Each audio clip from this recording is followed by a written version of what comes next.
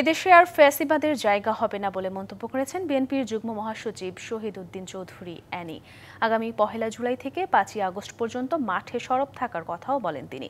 মঙ্গলবার দুপুরে লক্ষ্মীপুরের চন্দ্রগঞ্জ কফিল উদ্দিন ডিগ্রি কলেজের এইচএসসি পরীক্ষার্থীদের বিদায় অনুষ্ঠানে প্রধান অতিথির বক্তব্যে তিনি এসব কথা বলেন।